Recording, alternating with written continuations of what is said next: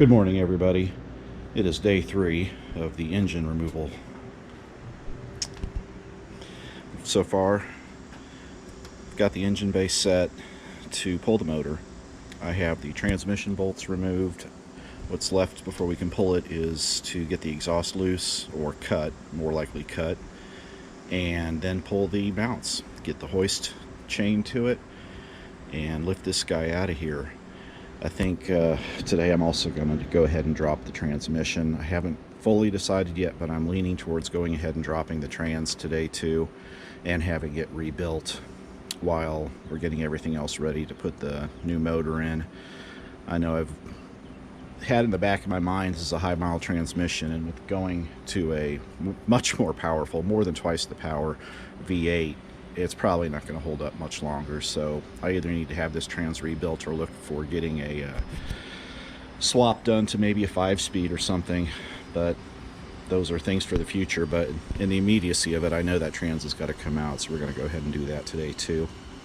And then that should be all the goals for today. And tomorrow I'll work on getting the firewall all emptied of the stuff and start cleaning this engine bay out, getting ready to put some paint on it.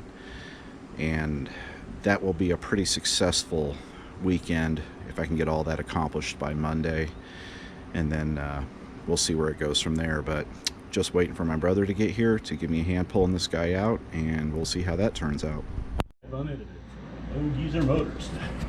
Yeah, that'll work. It's the Ren and Stimpy show. Ooh, I just... Well, should we lower the truck? Can you with the tranny jack under it? Well, I'll have to lower the jack. Yeah, you'll have to. I think we need to lower the truck. Yeah, if you're not going to clear that door. Although I don't know, this is going to swing forward as well. You'll have to lift it straight up. Exactly. So this has to come forward. Right. Yeah. Fuck. Yep, turn this off. Anything else that is going to hold it up is going to have to show itself after we get weight on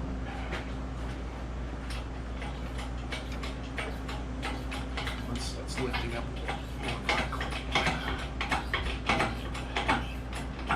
It's tilting for its angling forward. You might have to push it. Ooh, we can't really push it in. Okay, oop, there it goes. Alright, so that means it's off the transmission. Right. But it's, hold on, Pat. There it goes, okay. I didn't know if it was going to bend that mount, but I guess you're replacing them anyway. You can get in behind and just hold it back. Transmission. Can you get this in there between the block and the transmission?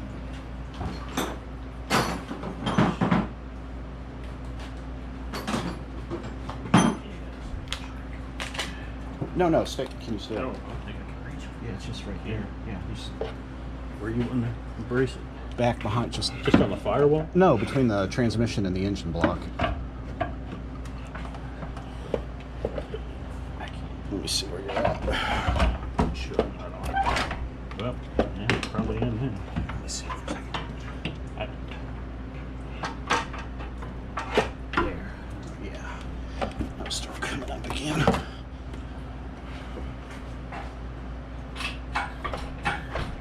Hold it. See if I can.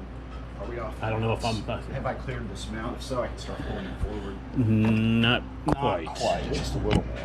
It's probably going to swing forward as soon as you do. That's all right. There's nothing that can break that isn't already broken. That's it. There she goes.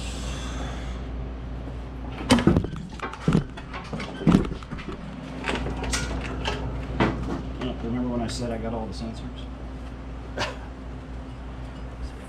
How many damn oil and temp sensors is this thing? Jesus. Who knows? Because, motors didn't run before electronics. Exactly.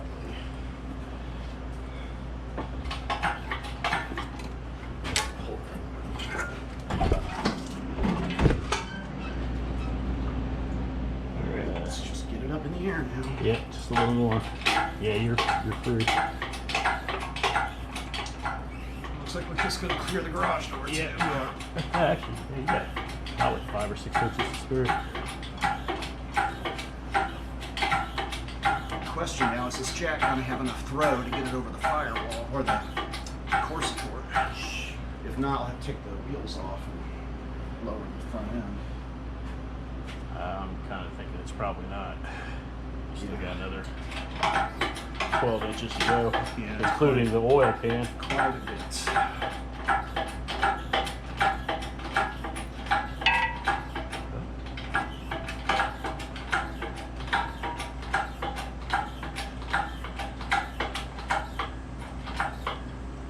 You're almost there. I know, it's good. Yeah. It's more throw than I thought. Right. Position this guy here. Actually, you want just. Yeah.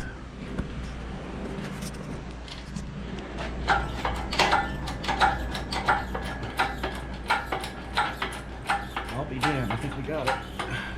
I'm gonna get that tire so I can rest it.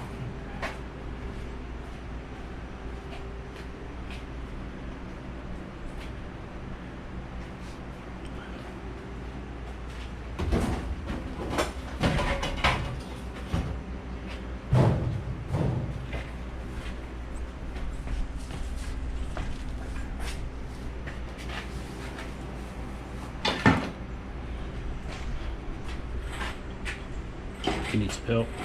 No, but I gotta miss this light. Right. I just put up on Friday. Nice. Exactly. Screw this thing. Home electrical repair. Exactly. I'm just holding it. You know, if this thing goes. Yeah, no. Do not be a hero.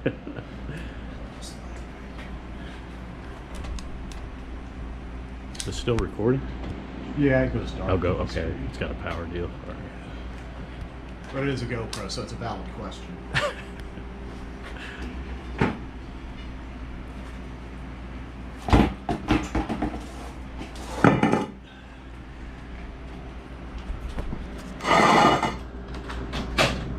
Flashlight.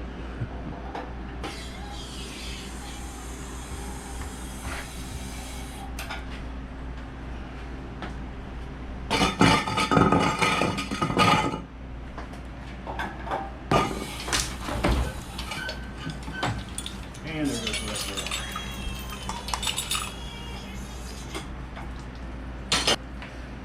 I don't know. Is it resting against the bumper, or might Might have be. to jack it back up a little bit? Yeah, it It's not is. gonna tip. Yep. Just jack it back up. We'll have to swing. Oh, that's so much jacking. It's never gonna stand up straight. I mean, just. Well, I'm just wondering, falling over off. Well, it's on the chain, so I guess it doesn't matter. I'll keep some weight on it. We'll back the truck up a little bit.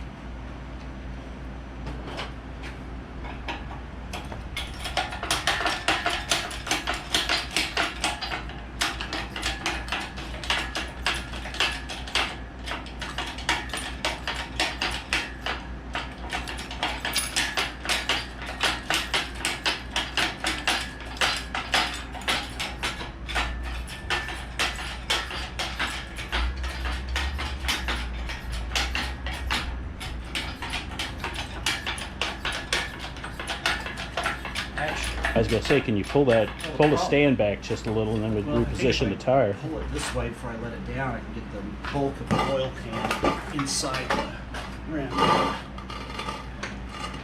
What twist this? I'm gonna back it up. Ooh, hold on. It's just an oil pan pressed inside it.